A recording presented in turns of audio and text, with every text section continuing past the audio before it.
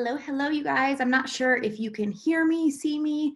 Hopefully you can, and hopefully we are recording. I am kind of a tech idiot. Okay, perfect. Dee Dee says she can hear. Okay, perfect. So I'm excited to do this for you guys. So a little kind of background. I am not an Instagram expert by any means. I don't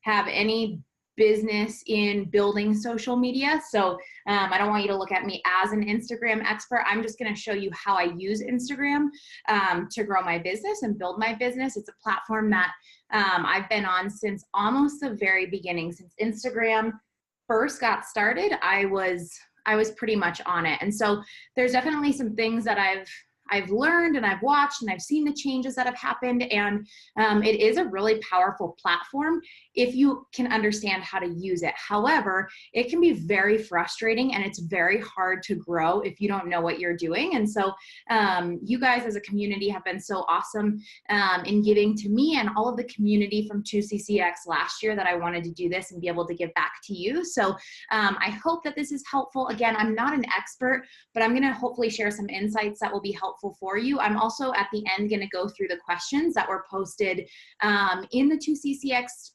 Facebook post that I made.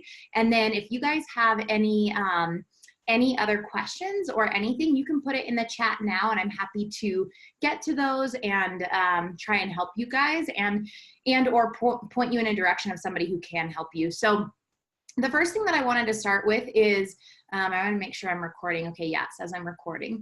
Okay, so hello guys. Okay, I can see you in the chat. This is awesome. You guys are so welcome. Thank you guys for being so amazing. 2CCX has literally changed my life. I don't know those of you who are on if you were in year one, but I wasn't very active, but I still gained so much. It literally changed my business. I failed a lot, and now I'm at a point where we're finally growing on a foundation that feels really stable, and I feel I owe so much to this community, so I'm happy to help in any way that I can. So anyways, the first thing that I want to start out with is helping you understand whether or not Instagram is even right for you. And that's not to say, I mean, I think everybody should be on all of the social media platforms that they possibly can because, you know, more exposure, the better. But it's hard, especially if you don't have a huge team or a marketing department that can handle all of this. And so the first thing to note is to decide whether Instagram is is the platform that you want to pour a lot into, because in order to grow, there has to be planning and intention put into your Instagram. It can't just be something that, you know, you kind of do every once in a while here and there and see results. Like, it just isn't a platform that works that way. You're not going like, whereas I feel like, and again, I'm no social media expert, but I feel like sometimes you can intermittently put a video on YouTube and it has a potential to go viral. That really doesn't happen on Instagram that I've ever seen. So Instagram is a platform that you have to be consistent on, and deciding whether or not it's the right platform for you can be challenging. And I think that goes back to understanding the client or the market that you're trying to serve, and if they are going to trust you when they see you on social media. Obviously, having a social media presence, and I think Russell talks about this, but having a platform, whether that's a podcast or a blog or a presence on Facebook or YouTube or whatever it is, obviously having some type of a platform gives you credibility. And I do think in this day and age, at least I feel like my generation and the generation below me, I feel like a lot of times when we're looking into new businesses, once I find something I'm interested in, I will go to Instagram to see where they're at and kind of get a feel of the business. And if their page on social media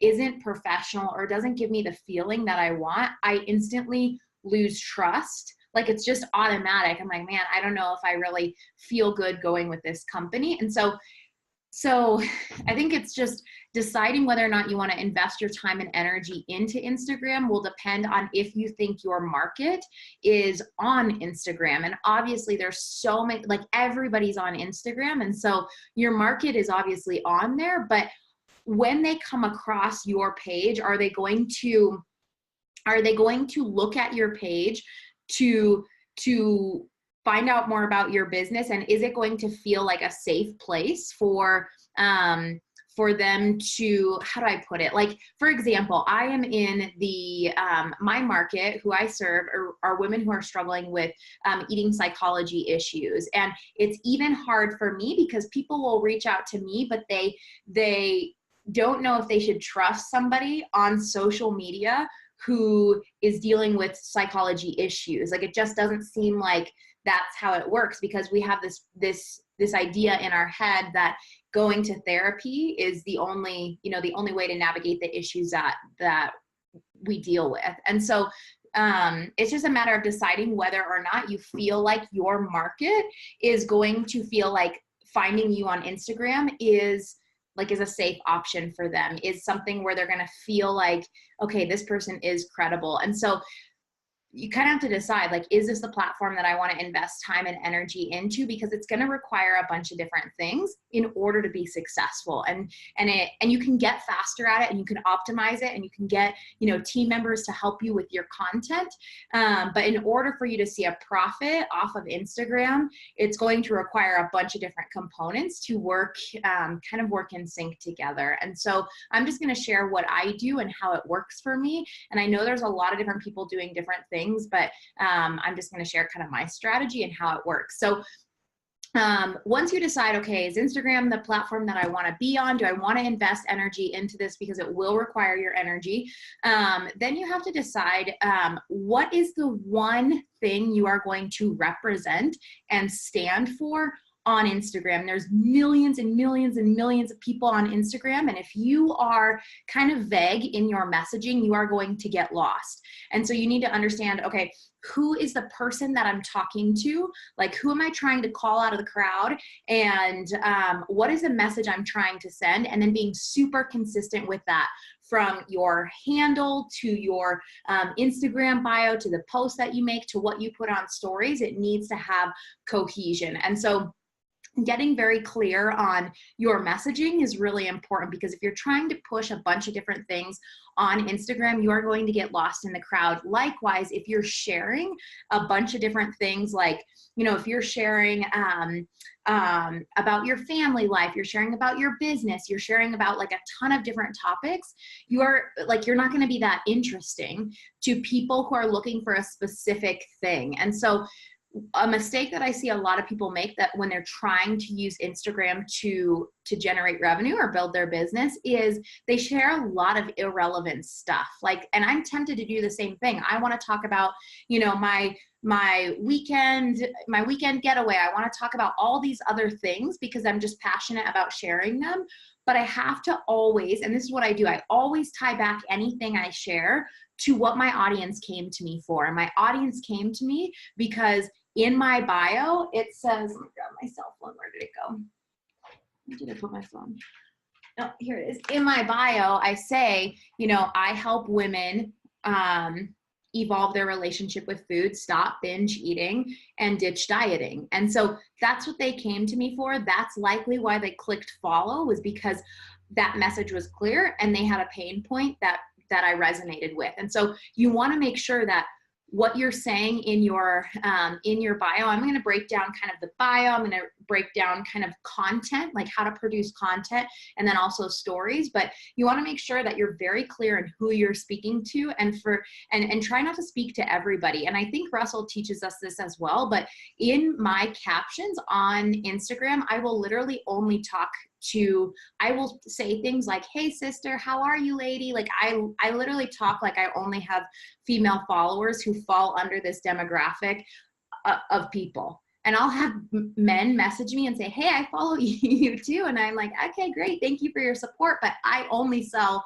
the women. And so that's really all I care to talk to. So I'm very specific in my language as well. And so the first thing that I kind of want to break down for you guys, and I'm looking at my Instagram right now, is, and I wish I knew how to share it on this screen here, but I'm a tech idiot. So bear with me. So the first thing I want to break down is your IG handle. Now, I just have my name as my IG handle, but if you want to have your name and then something like a keyword that's relevant to your business. When I was doing fitness coaching, my Instagram name was Jessie Jean Fitness.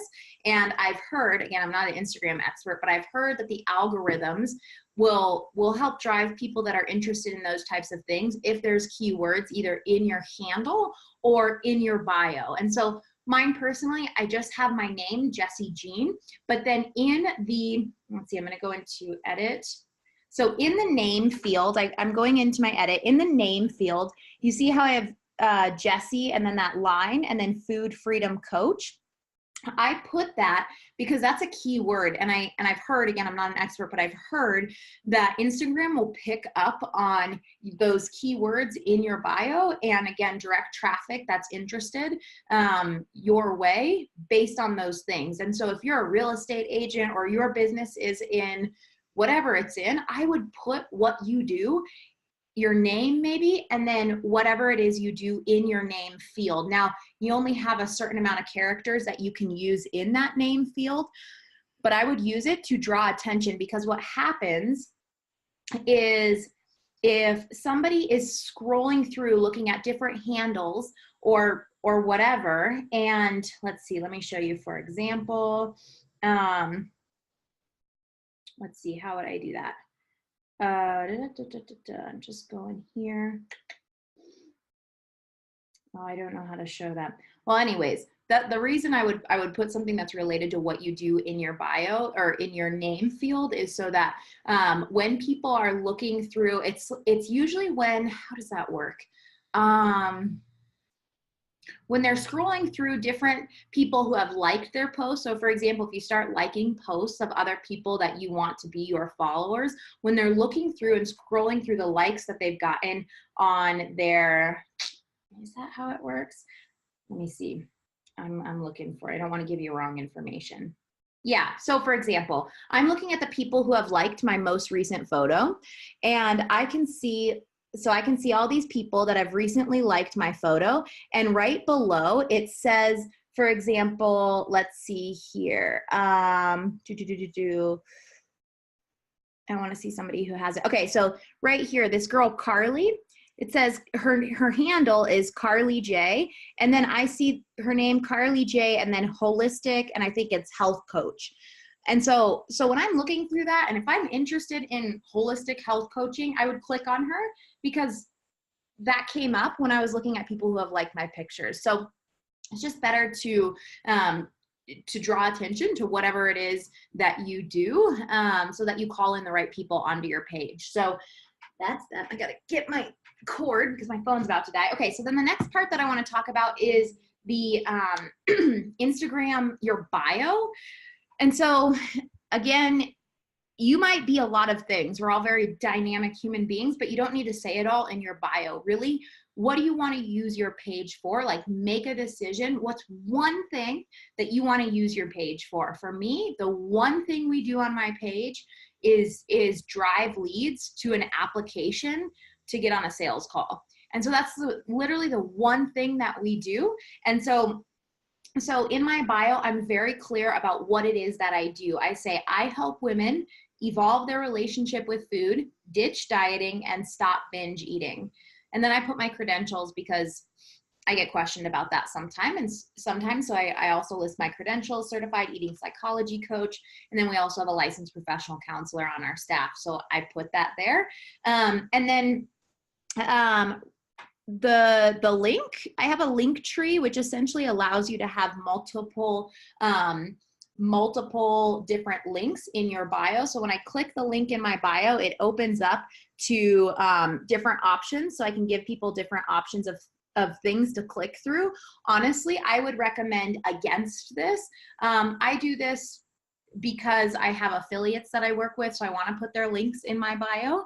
But I would recommend only having one link in your bio, and instead of where mine says freebies, let's see, there we go. Instead of where mine says freebies, I would put like Want to hop on a free strategy call? Click here. Or want my free guide? Click here. Like, you want to have one call to action so people aren't overwhelmed. You want to have one sole purpose of what you're trying to drive. People to. I'm looking in the chat here. Aaron says you can also create a Linktree type page on your ClickFunnels account. Yeah. So yeah, I've heard that you can do that. But again, I would honestly recommend against it. The only reason that I do it is because I work with different affiliates or different companies I'm an affiliate for. And so I want to have their links there, but I think it's better to just have one link because we don't want to give people decision fatigue of what they have to do.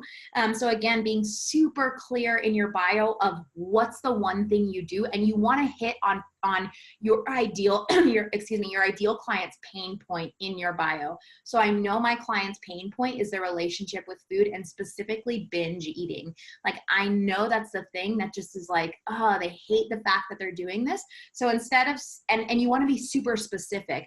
I could say I'm a certified eating psychology coach. If you have struggles with your relationship with food, click here. Instead, I'm super specific about what I do. I say, I help women evolve their relationship with food, ditch dieting, and stop binge eating.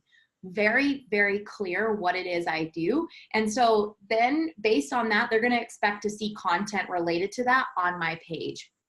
So again, being super clear in what it is that you do and calling out somebody's pain point is really powerful. So that's kind of my notes on the bio section. I know if you guys follow, her name's Rachel Bell, RachelBell. I think that's her Instagram handle. She's like an Instagram wizard. This is her right here, Rachel Bell. She will sometimes do Instagram audits. Let's see. Yeah, so if you click this little thing right here, audit, on her page, she talks about like how to write a good bio, and she'll go through and she'll audit people and like give them feedback on how to write their bio or how to write a better caption or how to create different things. So I would check that little highlight on her page out. It's really good. I've changed some things based on it. So now getting into your actual content. So your actual feed, the things that you post, really important to understand how Instagram works and how users utilize Instagram. So Instagram is a very visual platform. We have to draw people in with the visuals before we can ever expect them to read our caption. If the visual image doesn't do something for the viewer enough to get them to stop for a split second, they're never going to read what we have to say. And so the pictures are so important.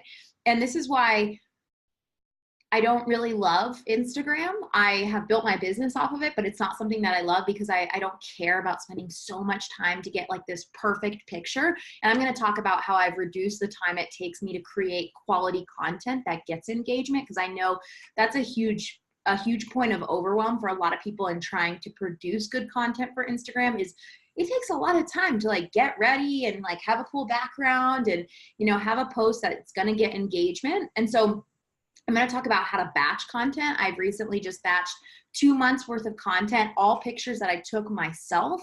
And so, yeah, I'm going to talk about how to do that, but it's important to know that it's a visual platform. It needs to have cohesion.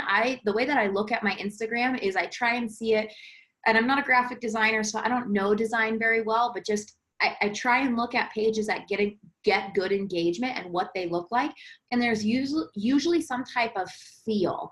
There's some type of cohesiveness, whether it's the type of pictures or it's a quote page or whatever it is. Like you look at Russell's page, he has the pictures and the big chunky words, kind of like Gary Vaynerchuk style, and then the videos. And obviously Russell has a team that helps him, so that makes it a little easier, but you can do different things. You just want it to be cohesive. You don't want to have one picture that's really bright and vivid in color and then a picture that's like super, super dull and like of your dog, when all along you've been talking about real estate and all these beautiful houses, and then randomly you post a picture at Thanksgiving of you and your family. Like, people they followed you for a very specific reason. You need to produce the content that they followed you for, or else you're going to lose followers, or they're going to disengage, or it's not going to be of any value to them. So as much as you want to share everything, I've just come to the point where I tell my family and friends, hey, the reason I don't post about you has nothing to do with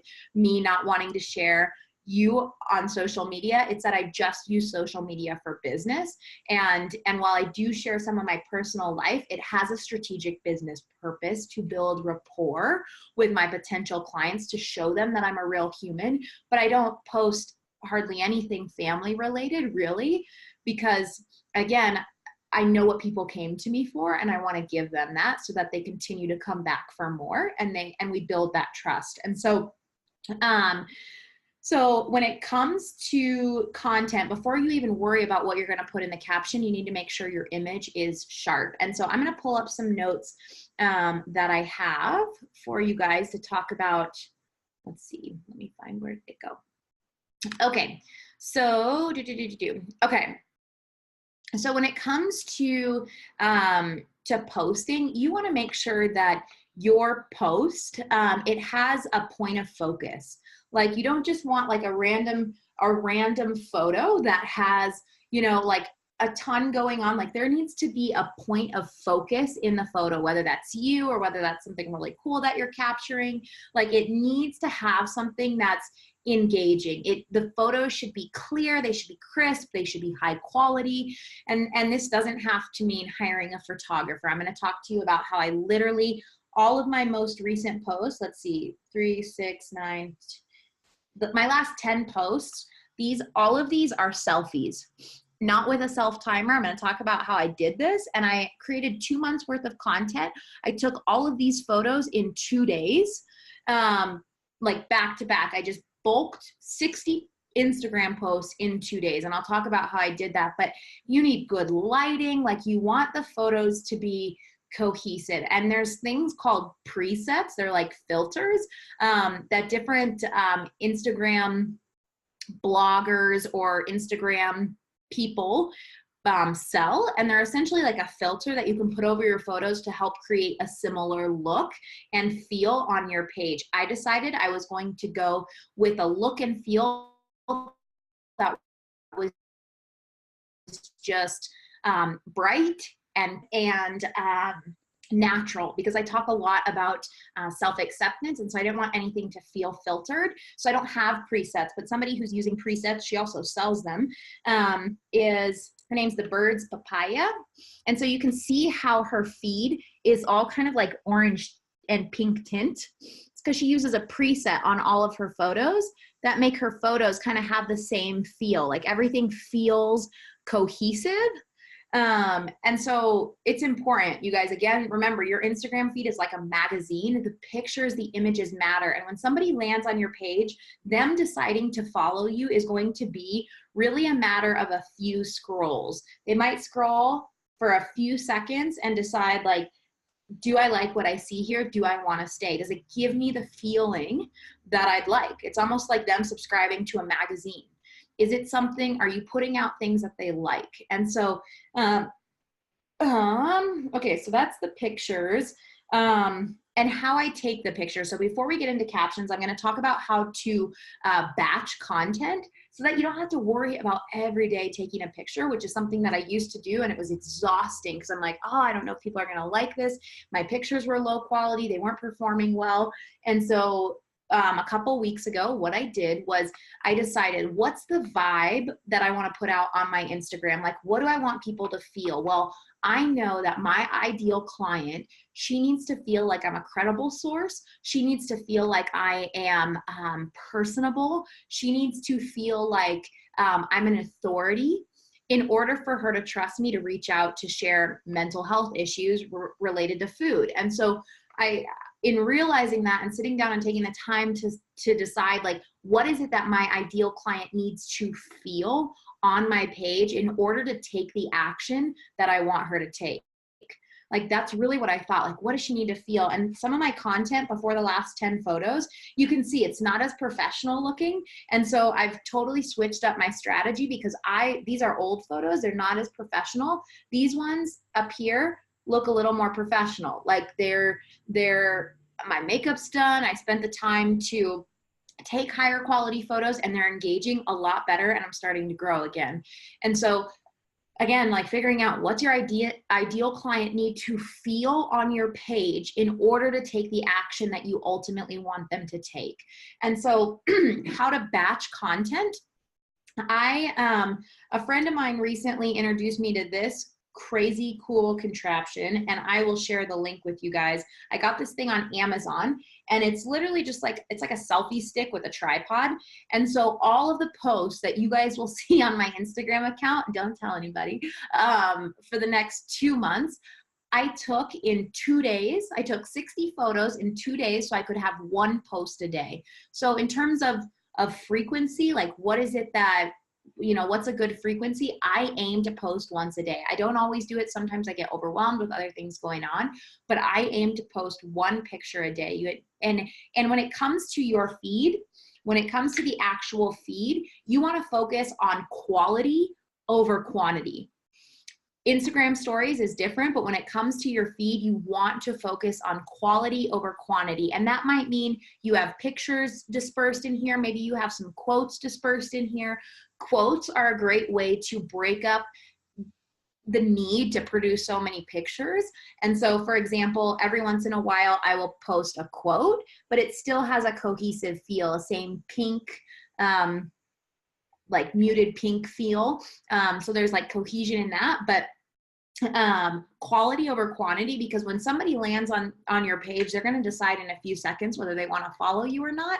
And so I decided, like taking pictures in my home, like it didn't have the feel that I wanted my ideal client to feel. And trying to get my husband to take pictures when we're out and about was just causing arguments. And I didn't want to hire a photographer, because every time I'd hire a photographer, we would take like 30 photos in the same outfit, and I can't post those back to back to back. So I was getting exhausted because I knew I needed to produce a lot of content, and it needs to be different every single day, in terms, I can't wear the same outfit every single day. And I didn't want to spend a lot of money. Like, I don't have the budget to have a marketing team like Russell does that are always following him and taking pictures and taking videos. And so what I did was I found an Airbnb in my city, and that had the decor, it had bright light, it had the feeling that I was like, yes, this is the look, the feel that I want my ideal clients to, like, I think this is professional. I think they'll get a sense that I'm a professional looking at these images. And so I rented this Airbnb for 3 nights. So I had 2 solid days to just take a bunch of pictures. And I went and I got a bunch of different outfits. I got a bunch of different outfits. And the best thing about taking pictures yourself is, you guys know, like when a photographer is taking it, you might feel awkward, you might feel uncomfortable. It's like, and then they're like, oh, I'm not going to show you until they're edited. And then you don't like it anyway. So you end up not posting it, and it's a bunch of wasted money. And so what I did was I bought this, and I'll find the link for it, but I got it off Amazon, and it's basically just, it's like a selfie stick for your phone. You just put it here, and you can flip it. It can go up and down, whatever. And then it comes with this really cool little button. It's Bluetooth connected, and you can take your own pictures. So I literally would set up my phone. All of these pictures that I've recently taken that look more high quality, they're all with the front facing camera of my iPhone on portrait mode. So literally I would just turn on my camera. I would turn it to portrait mode.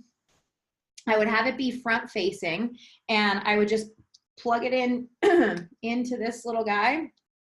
And then this button here, it literally just Bluetooth connects. And so I have this button in my hand in all of the photos. So whether I have my hand in my hair, I'm just clicking this button, and it just takes the picture when I'm ready.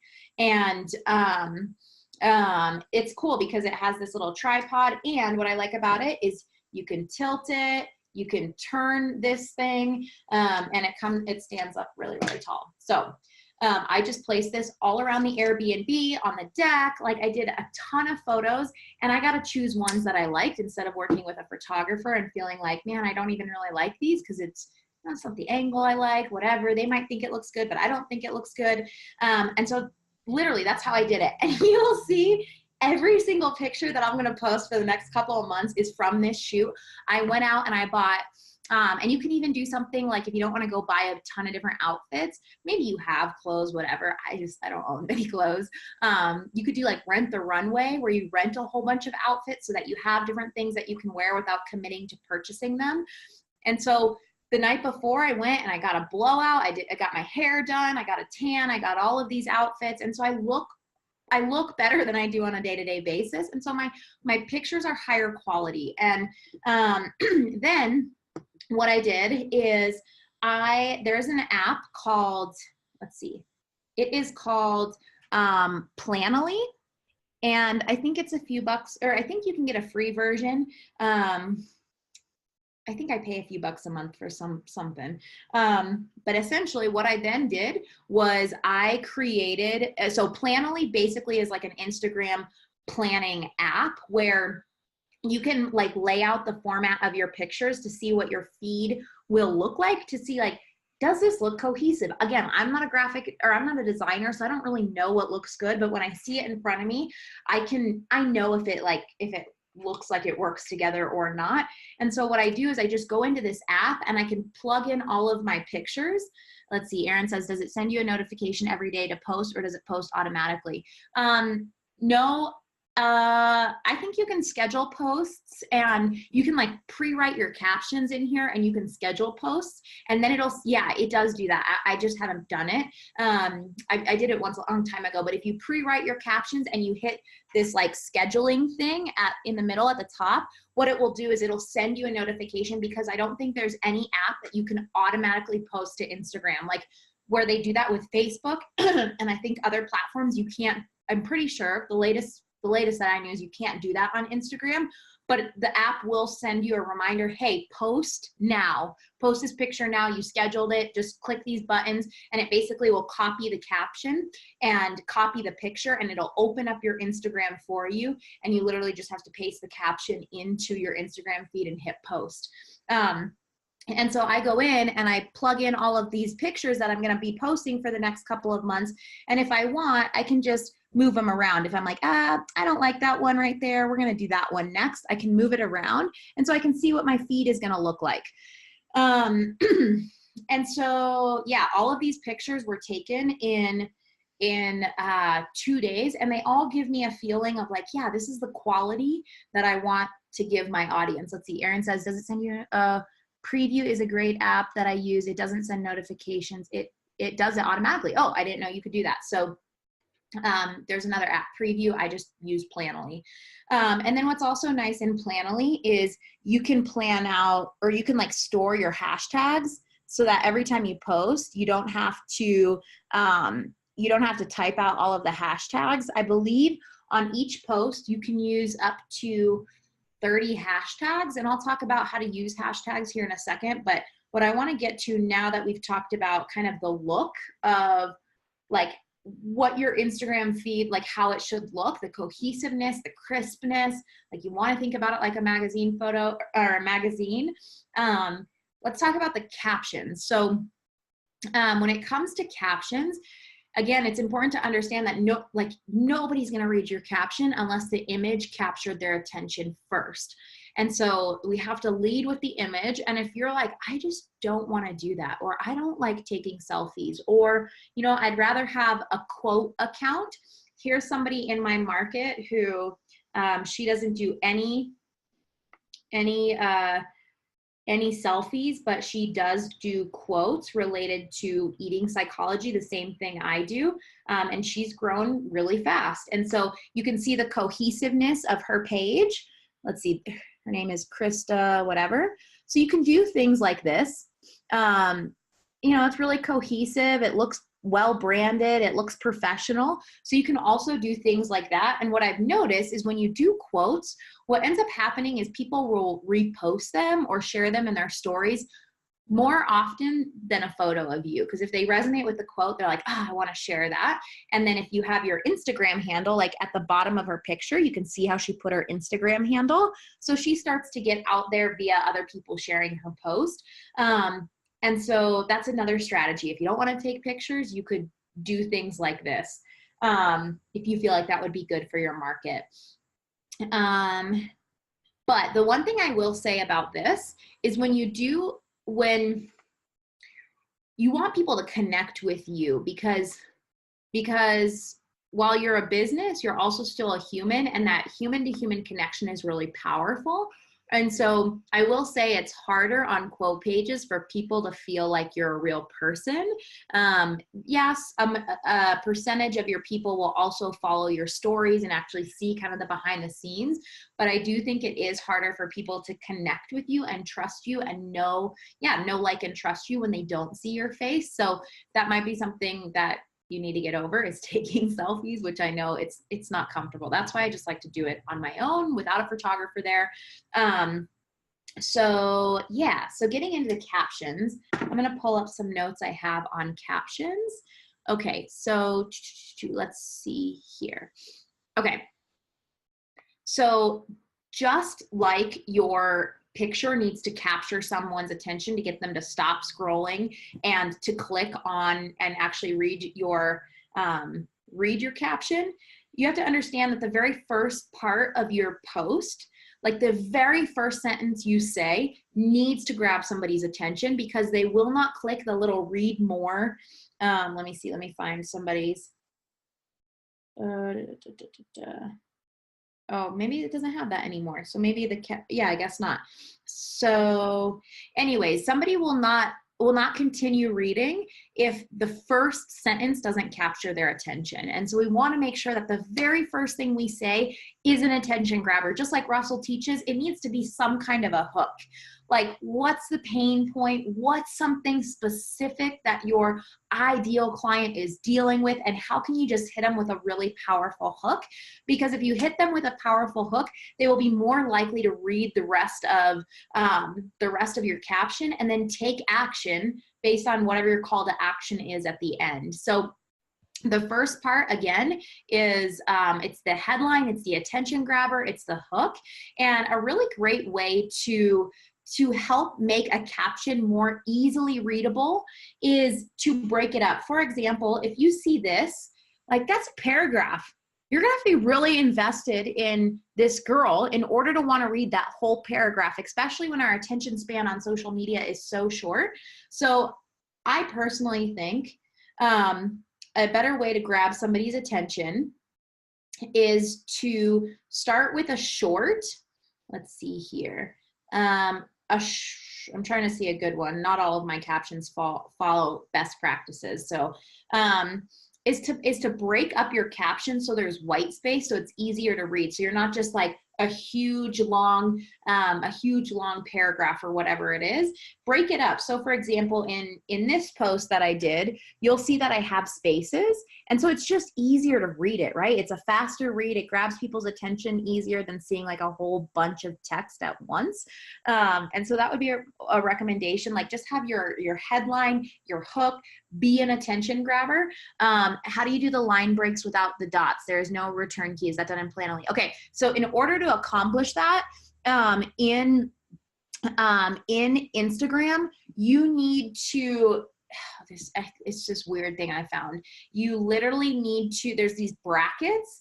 Let me show you. I don't know how to explain it besides just showing you. I found a YouTube video online that taught me how to do this. I don't even know where it was because it was so long ago, but it essentially, you have to use these brackets, and I can copy and paste and send that bracket to you. But essentially, I'll write the caption, and then everywhere I want to have a space, I put these brackets, and they have to have however many spaces are in between there. I've literally just been copying and pasting the same bracket, so I can send that to you guys. But then what you do is then this is in my notes section, then I would copy this whole caption, and I would go into my my Instagram post. I would paste it in there, and then what you have to do is, let me show you. I'm gonna go in and show you real quick. Okay, so let me show you an example. So I'm now in my Instagram thing, and here's these brackets. I have to delete them.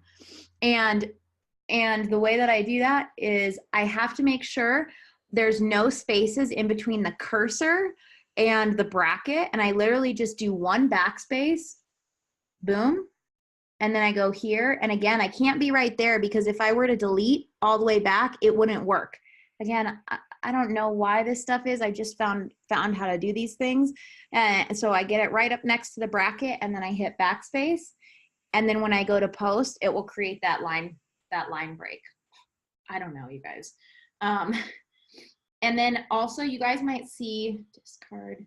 You might also see on my Instagram, like sometimes I will use these like cool symbols that aren't on a normal keyboard. Like for example, do you see that little arrow down that I have? And then let's see where else.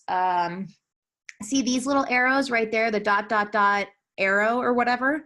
That is, if you go to coolsymbol.com, there's a whole bunch of different cool symbols and you just copy it and paste it. You just copy and paste it and you can utilize like different symbols to just make your caption a little more attention grabbing. You might also seen, there's people who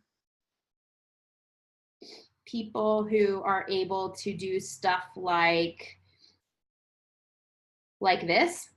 See how this guy's caption, like how the first line is bolded and in a different font?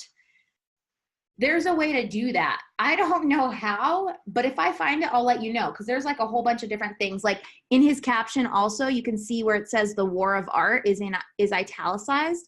Like that's just things that'll grab people's attention. And so anyways, back to the caption structure.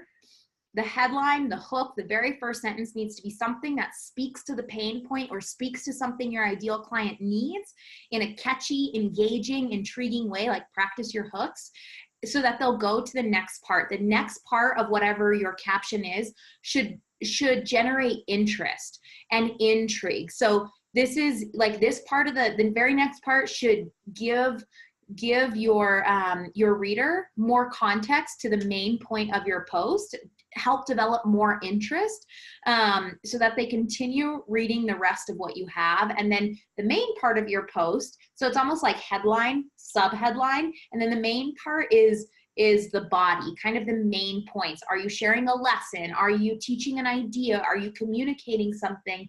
Like what's the thing your audience wants? What do they like? What is the, you know, what do you want them to know about you, about your offer, about your business? Like put it in the body, put it in the main points.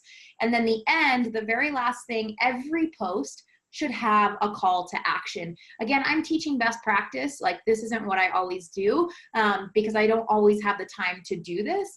But these are best practices. Every post should have some type of call to action. And I'm gonna get into how I drive leads using my captions, but essentially sometimes in terms of utilizing Instagram in a way that won't annoy your followers, you wanna give value, value, value, value, and then you can ask. Value, like if you post every single day for the week, 7 days a week, I would say you should have 4 to 5 days where you just give such solid value that they're like, man, this person is awesome. Like these little tips or these things that they're giving me, these little bite-sized nuggets are just gold. And don't be afraid to give away some of your best stuff, because if you start giving away your best stuff, people are going to be like, man, if she gave this away for free, what can I buy from her? Like, what does she sell? So give away some good stuff, you guys, because people will pay for the support and the implementation of whatever it is that you teach or that you offer. I know some of you guys aren't in the coaching business, so I'm sorry if you're not, and I'm speaking like this doesn't really matter. It's different, kind of the same, but give a lot of value, like give a ton of value. So if you're posting 7 days a week, I would say 4 days of just so much value without asking for anything. And then maybe 2 to 3 days where you have an ask, whether that's, hey, and in the days that you just give straight up value, you might also still be driving people to a free opt-in to give them more value, or you might be driving them to, you know, shoot you a DM. Like the blatant asks or like the pitches, I would keep to like two days out of 7, because you don't want to annoy your audience. So when it comes to the end of your caption, having a really clear one thing, one call to action. You don't want to say, go here and do this and do that. Like literally just have one call to action. Again, we don't want them to have decision fatigue when they're reading through. It's like at the end, you're like, hey, do this. And so, for example, the way that I utilize Instagram to drive, the only thing that I offer is a high ticket coaching program right now. So the way that I drive leads to my high ticket coaching application page is I tell people to shoot me a DM if they want to chat more. So for example, let me find a post where I did this. Okay.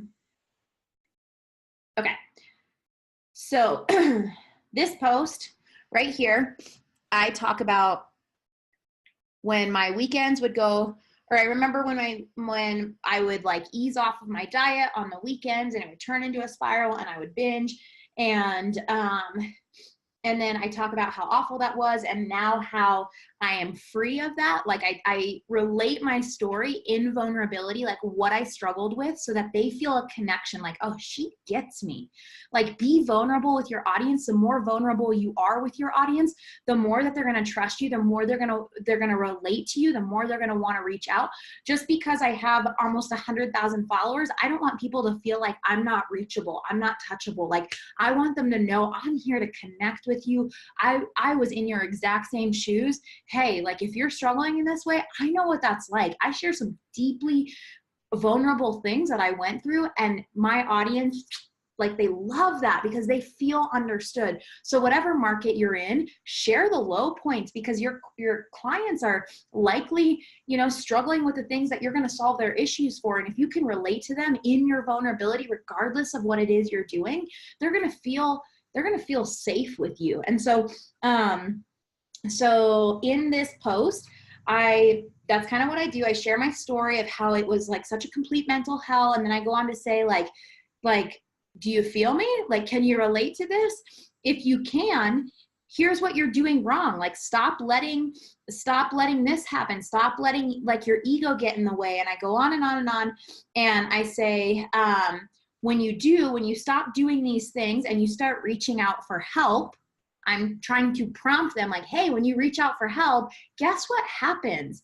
The weight of the world is lifted off your shoulders. You're no longer fighting this alone. You're given actionable, effective strategies for navigating your struggles. Time collapses in your journey to food freedom because you're guided in the right direction instead of running in circles. You're held accountable. So I say all the things that when you stop letting your ego get in the way, now this is, like Erin said in the comments, kind of like a mini perfect webinar, totally.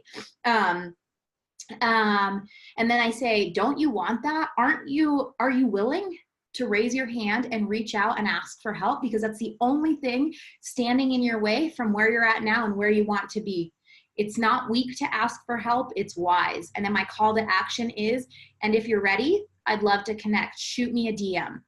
Now, I oftentimes shoot people to my DMs because I want to, like, this is for what I do personally, you can say comment below. What I do personally is a sensitive subject matter. I work with people who are struggling with mental health issues, food psychology issues. And so a lot of times they're not going to feel comfortable commenting below, but you can encourage people to comment below if your business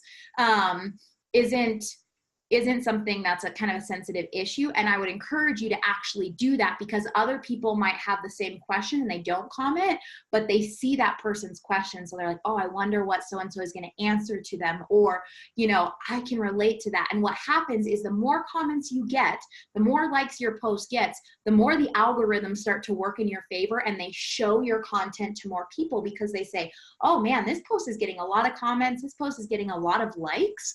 It must be a good quality post. So let's put it out there in the social media world to more people.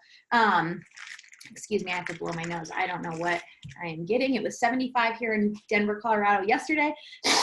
And now we're in the middle of a snowstorm and my allergies are going nuts.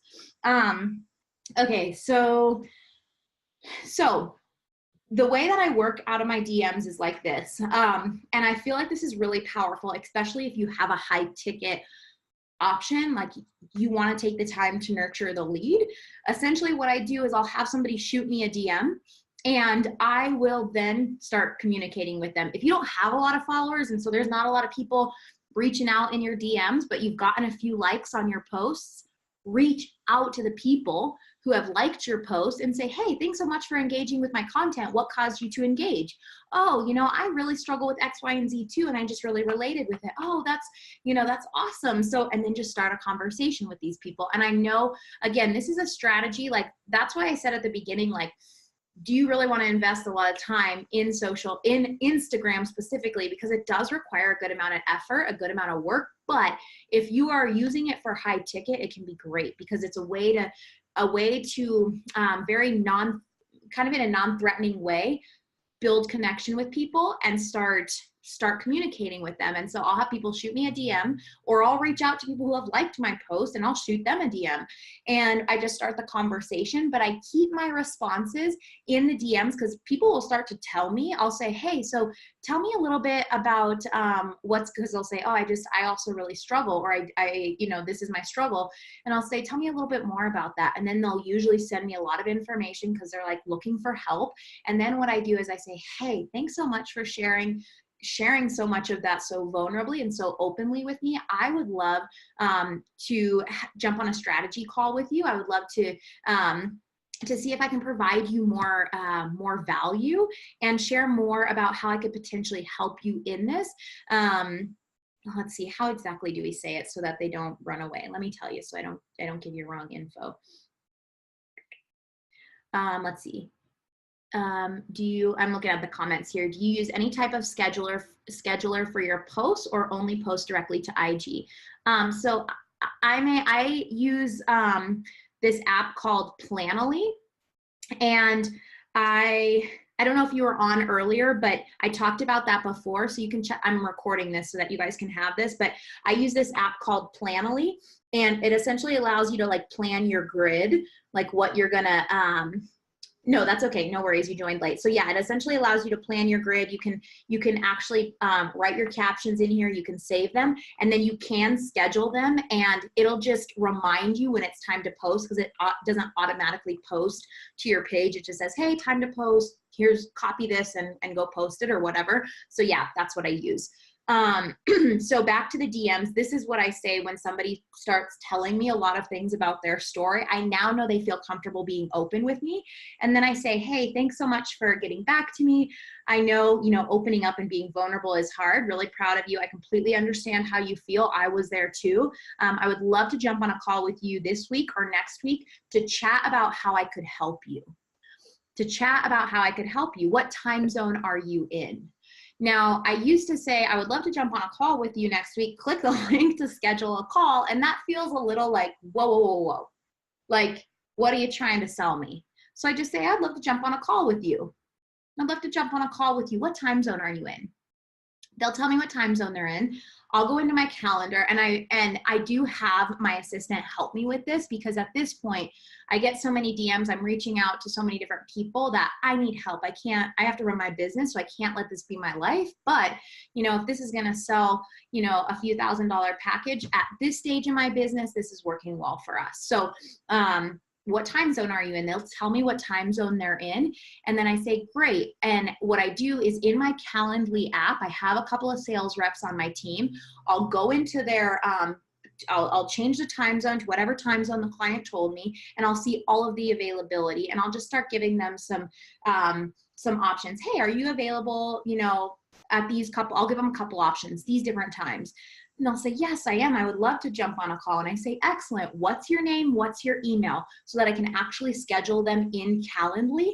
And then what I do to get more information prior to the call is I say, great, thanks so much. You're scheduled, you're booked for this day and this time. Prior to the call, if you could fill out this intake form, and I send them a link to my type form that asks them, you know, how old are you? I ask them just some general intake application style questions. And I kind of pre-frame the call on the intake form. and I ask questions on my intake form that's, that says, what does it say? I can show that to you guys. I'll show you all of it. But I essentially ask questions like, you know, if we get on the call and this feels like it could potentially be a great fit to work together, are you in a position to, like, are you in a position, or are you willing to invest in yourself? Something like that. I'll show you guys what I say on the intake form, but essentially I pre-frame the call, and sometimes, not very frequently, but sometimes I'll get people who will say no. Like, they'll say, no, I am unwilling, and I give two different options. Yes, I am willing to invest in myself or become resourceful in order to do so. That's one option. And the second option, excuse me, is no, I'm unwilling to invest in myself, and I'm unwilling to become resourceful in order to do so. If they click that option, I will look at the rest of the questions that they answered to see if it's going to be worth my time to get on a call with them. And some of you are probably listening to this like, man, this just sounds like a lot of work. It is a lot of work, but it is how we built our business, and we have more leads than we can handle in doing the things that I'm sharing with you. So again, you have to decide, like, is this the route that I want to go? And there's ways that you can do this in a cost-effective way, hiring an assistant to help you do all of these little things. But if they say, you know, like, no, and I'm like, oh yeah, she's 19. She said no. In her bio, she says she's, you know, like working at like Subway, you know, like when it doesn't seem like it's going to be a good fit, then what I'll do is I will go back sometimes and I will say to the client, I'll say, hey, it looks like you potentially aren't in a position to dive in and pursue, you know, different things. I don't even know how we say it because we say it a bunch of different ways, but I'll just go back into my comment section and I'll let them know, hey, you know, whatever it is, whatever sounds right in the moment for me to basically cancel the call. And then I'll share resources with them. I'll say, hey, but here's a really awesome book that I think will help jumpstart you in your journey. Check out this book or check out this resource, because I don't want to waste my time. We do a one call close for a $2,500 program. So we get somebody on a call, we close them on the first call. We don't do like a 10-minute kind of interview style call and then schedule another one. We do a one call close, $2,500 4-month program, group coaching program. Is it possible to get your script? Yeah, so my script is all kind of mental health. Are you talking about my call script, Jacob? I like the way how you do the intake as it saves time on your end too. Yeah. Oh, my call script. Yeah, I'm more than happy to share it with you. I have like kind of done things a whole bunch of different ways to try and figure out what works best. I am more than happy to share our script. I don't know if it's the best for every market. But I'll share it with you guys and you can make that call for yourself. So yeah, I will share the script. Let me write down what I need to share with you guys so that I don't forget. So call script. I'm going to share with you, what else did I say? Shoot. Oh, where I bought this, the link to, and I'm also going to get into how to use Instagram stories because those are pretty powerful too. So I just don't want to forget. So call script, this is the tripod selfie stick. What else did I say I was going to share with you? I can't remember, but if you guys remember, just post down there. Planoly is the app that I use to plan my feed. Brackets, that's right, brackets, to create captions that have spaces without using a dot or something. And then coolsymbol.com is where you can get like cool arrows and different things in your text or in your captions as well, coolsymbol.com. Okay, so going back to the caption section, not every caption, like you guys will see if you're looking at my feed, for example, you'll see that my captions are pretty deep. They're pretty heavy depending on what it is that you do or what it is that you sell. Like you'll just have to figure out what resonates well with your audience. So, and I think it's honestly like best practice to do a combination of like more in-depth posts and shorter captions, more in-depth posts, shorter captions.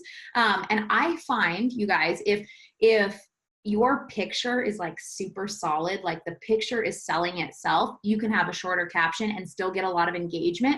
And there will be some posts where I literally just post them. They really have nothing to do with my business, but I don't always want to be talking about my business because I'm trying to also build rapport with my audience. So for example, this post, I knew people would like it. It's a cute outfit, good lighting. Like I knew it was going to do pretty well. And so what I said in the post has nothing to do with my business. I said 65 degrees in Denver today. Hello, spring. Curious, where are you from? In asking my audience that, I got over 245 comments because people are just like, oh, she cares about me. She wants to know who I am. And I do. I care about the people who follow me, who take the time to invest in letting me be on their feed and look at my stuff. And so I try and show them, hey, I care. And I'll go through and I'll comment back. I don't comment back to all 245. That's impossible. But when you are getting started and you have a smaller following, don't not comment back. Like spend the time commenting back, because even if people are kind of ghost followers where they don't engage with you, they don't like your pictures, they don't comment, they're still watching you. And if they see that you respond to the people that engage with you, they will be more likely to engage next time. And so take the time to show the people that are following you that you actually care. Even if that's just liking it. You like if you can't get to commenting back to all of them, just go through and like, you know, how you can do, how you can hit that little button or hit that little heart button to just show that you liked it. They'll get a notification like, oh, Jessie Jean liked my post. So anyways, the reason I ask simple questions like that, like, hey, where are you from, is because a lot of people will post or a lot of people will comment. I know that. And so that post, like the algorithms will see that post is getting a lot of comments, a lot of engagement. And so they'll show my page to more people, whether that shows up on the Explorer page or whatever. And so I'll intermix that kind of stuff with the really value-driven stuff. And so when I have shorter captions like that, I still make sure that the picture is awesome, because if a picture's not awesome, nothing else matters. And so, yeah, I'm trying to think what else before I go into Instagram stories. I feel like there's other things I wanted to say about,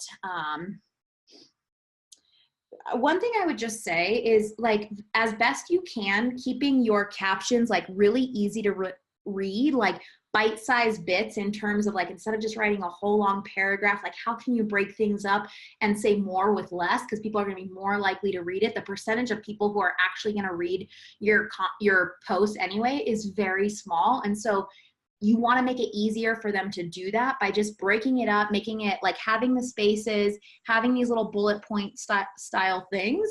And okay, what else did I want to say? I don't know if you guys have used, let's see, Emily said, so I'm doing the same thing, call to a higher ticket coaching program. Should my link in bio be to that page, or do you have more success directing them to a lead magnet first, or do you skip the lead magnet right now altogether and use your feed as a way to nurture leads? So there's a lot of things that I'm not doing yet that I want to do. We're just kind of in building mode. But what I do, again,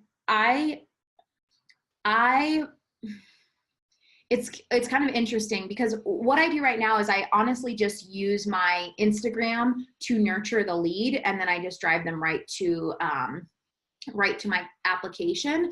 I do think that it's super important, and I regret so much the fact that I now have almost 100,000 followers on Instagram and started back in 2011. Like, imagine if I had 100,000 people on my email list. I only have like 10, and I don't even do email marketing yet because I don't know how, and I haven't gotten there, and I don't have time yet. And I'm just like, oh, like I would rather drive people to a lead magnet so I can capture their email, because God forbid my Instagram account got deleted or something would happen to it or whatever. Like that would be devastating to our business. And so my recommendation to you guys is to, however you can, capture their email. And when a high ticket, or when somebody books a call, we get their email that way. So we're getting those emails. But I do, in my freebies section, you see how I have this link tree? I do have a lead magnet there, which then drives to to a like to the application page, but I just find that with the nature of what I do, people just want this one-on-one connection, and then just saying, hey, how about we hop on a call? It's way easier to talk about this on a phone call. That's been doing well for us.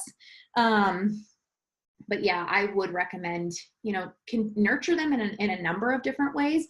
But I also feel like when people are on social media, like directing them out of social media drops conversions, right? Because they know Instagram, they're familiar with it, they're on it multiple times a day, just mindlessly scrolling. And if you were to say, like, for example, like on my post, my call to action is, hey, shoot me a DM, or hey, are you resonating with this? Comment down below, let me know.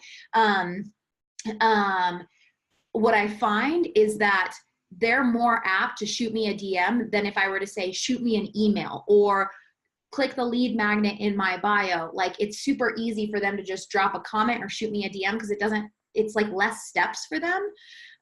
Let's see.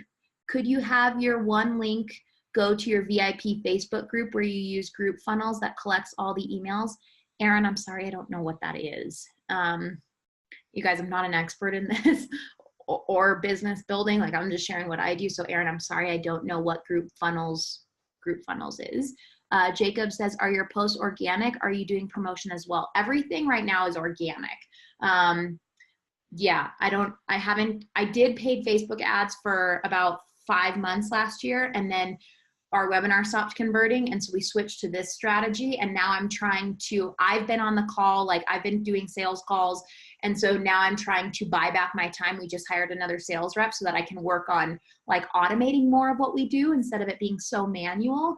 But right now everything is organic. And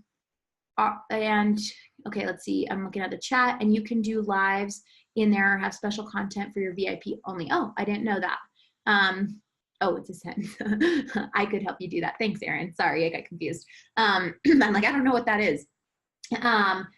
Okay, but essentially the other thing that I wanted to say in terms of content that you can post on here, do you guys see the content right here with the little TV icon? So those are Instagram TV posts. So Instagram TV like hasn't really taken off from what I've heard. But they created a new feature where you can have a minute of your Instagram TV. So Instagram TV is essentially like, if you don't know what it is, it's essentially the ability to post, I think it's up to 10 or 15 minute long videos on Instagram. And it's like Instagram's way, I think, of competing with YouTube. They're vertical videos.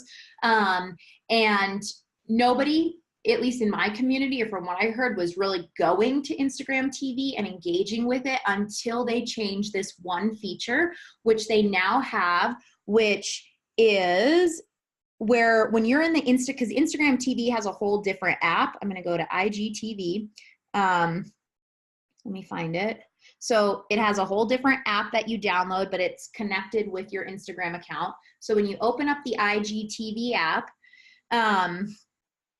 you can click the little button. See my little profile circle right there by the gear icon. I click that, and then what do? I don't even really know how to use this very well. Oh my gosh. How does that work? So now I can see the videos that I've posted here, and there is an option when you're uploading an Instagram TV video, there is an option to a little slide bar that says post preview to Instagram feed. And so what that does is it posts your IGTV, a 1 minute preview. Oh my gosh. A 1 minute preview of your, like my video is 10 minutes, a 1 minute preview right there in your feed. And then what they can do is that little button down in the corner is they can then click it, and it will take them to Instagram TV to watch the rest of it. And so they can get a little preview and then decide to watch the whole thing. Yeah, so that's really been helpful because I want to intersperse, like I want to show my followers that I am an authority in my space. And sometimes it's hard to do that with a picture because I'm like, I'm like trying to post content that shows people like accept yourself and my tummy's hanging out. But then I'm also an authority, you know, it's hard. Like you want to be relatable, but you also want to be an authority in your space. And because I know like I'm better at my voice than I am being an Instagram model, I would rather utilize Instagram TV intermittently to give them a whole bunch of value. And so that's what I do. I speak to their pain points in those videos in such a way where they're like, oh my gosh, she knows what I'm going through. And so I use those Instagram TVs to just establish a ton of credibility. And just know in your Instagram TV, like you do it from the Instagram TV app and it automatically posts the preview to your Instagram feed. And it only shows the title. See how it says weight loss and binge eating, confidence in your body, and food freedom. Like I can't post any longer of a caption than that because it literally just pulls the title of my Instagram TV.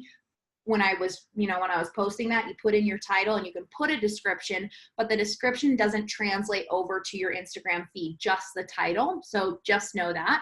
Another call to action that I have used that works really well is you'll have lurkers on your page who are like kind of interested in what you do, but they're not going to sit there and be like, help me, how can I get on a phone call with you? Or like, how can I work with you? They're usually not going to do that. And so if you can just like pull, like thread them through the process, like whatever string you can pull to see which people are worth you investing more time in is key. And so one of the things that I'll sometimes do is, hey, you know, like on that one post I was telling you guys, I say, hey, shoot me a DM and let's chat more. Like try and keep them in your comments because you're killing two birds with one stone if you don't have sensitive content, because if you put it in your comments, it's helping boost engagement on your post and other people will see that. But one of the things that I will do is where did I do it? I will say something like, okay, so on this post right here, it turned out to be a really good post. It was visually appealing, and you know, I use spaces, whatever. And then at the bottom, what I say is feeling blocked, stuck, and frustrated with your struggles with food and body. Yes, question mark. Drop me a prayer hands below. See, I put drop a, you know, I put the little emoji, drop a prayer hands below. And what happened was a lot of people who wouldn't outright, like they wouldn't come out and say like, I'm struggling, because they know that other people can see their comments and they don't want, like most of them aren't vulnerable. They're stuck in their struggles. And so by just saying, drop a prayer hand below, or drop a heart emoji below, or drop a whatever, or put yes below, what that does is it allows me to know the people who are also struggling so that I can reach out to them. So you'll see here, all of these people that put the prayer hands, I know they're struggling. And so what did I go do? What I did was I direct message them. I shoot them a DM, because that kills two birds with one spoon. It gets engagement on my post. And I also know who I need to shoot a message to. So I would go and then I would just shoot them a direct message. I said, hey, thank you so much for commenting on my recent post. Tell me a little bit about how you're struggling with food in your body. I'm here to help. Like, that's what this page is all about, is to help with this. And then they'll share like, oh, this is what I'm going through. And I'll say, wow, you know, thanks so much for sharing that. I would love to, you know, and I might engage with them for you know, just a few comments. And then that's when I ask them, hey, you want to hop on a phone call? Like, this is what I do professionally. I would love to, you know, be able to have a more professional conversation and see what I could potentially do to help you. What time zone are you in? So that's another thing that I do.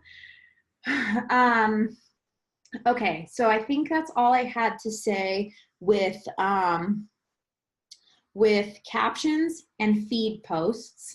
Now let's go into stories and how to use Instagram stories. So again, your feed, you should be thinking quality over quantity, but you still want to be consistent. And so like I would say at minimum, personally, like, I feel like a rock star when I post once a day. I'm like, yes, I'm on it. Like, I check that off my critical activities for the day. Like, that's part of my scoreboard of how I grade myself on a daily basis in my business, because I know it's a key metric in driving my business forward. But like, and if you want to grow your account, you're going to need to be that consistent with it. And so like, I would say at minimum, like 3 to 4 posts, like quality posts a week. And remember, you can batch content. And then, but when it comes to Instagram stories, and I think Russell talked about this at Funnel Hacking Live, we can look at stories as more behind the scenes. They don't need to be as polished.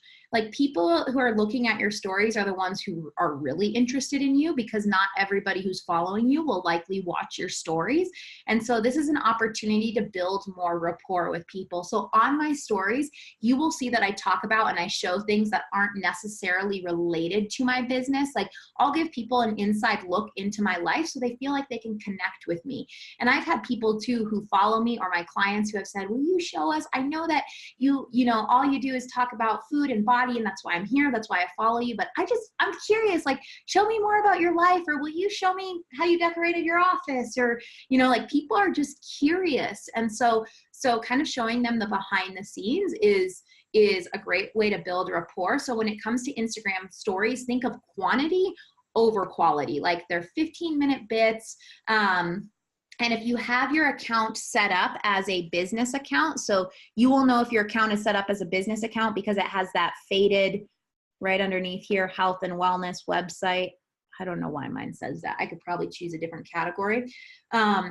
If you have that set up and you're over, I believe, 10,000 followers, then in Instagram stories, you can use the swipe up feature where you directly have a for example, you have a link.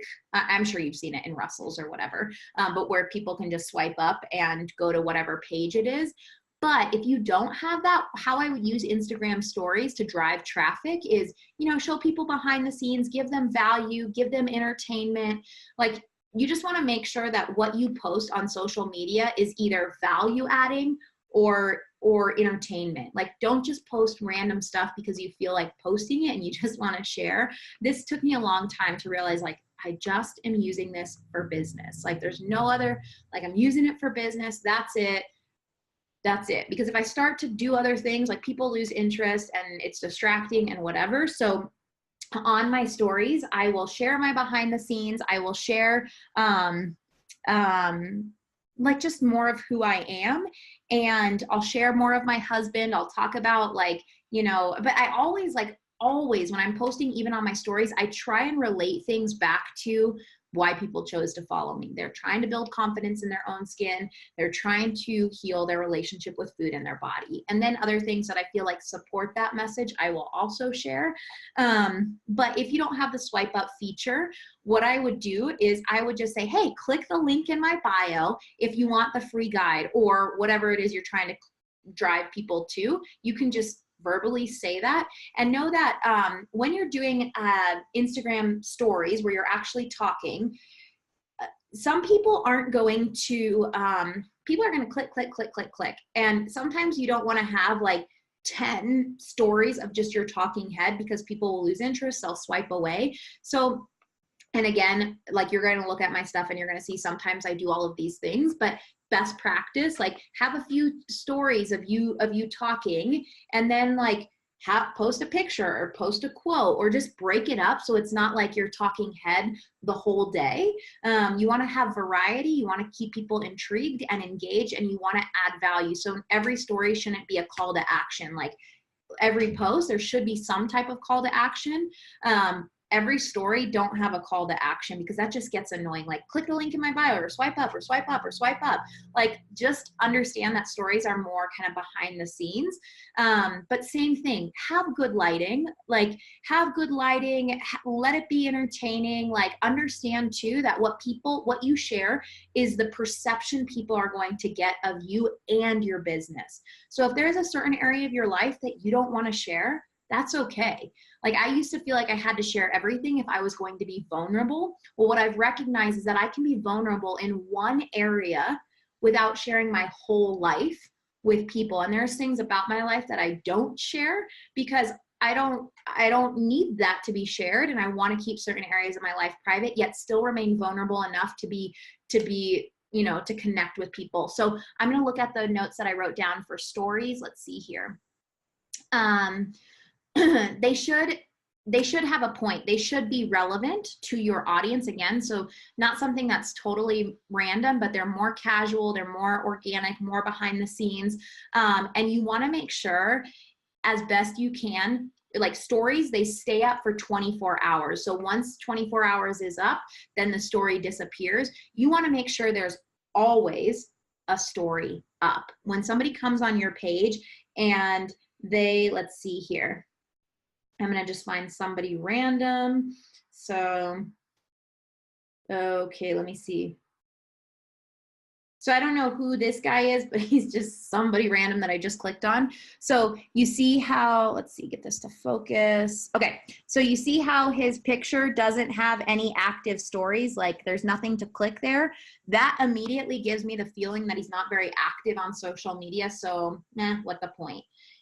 What's the point? So you always want to have something up, because when people are scrolling, looking at different accounts, see how that John guy, like he doesn't have any active stories, like all these other people, when I see that circle around their name, what I think is, oh, they're on Instagram.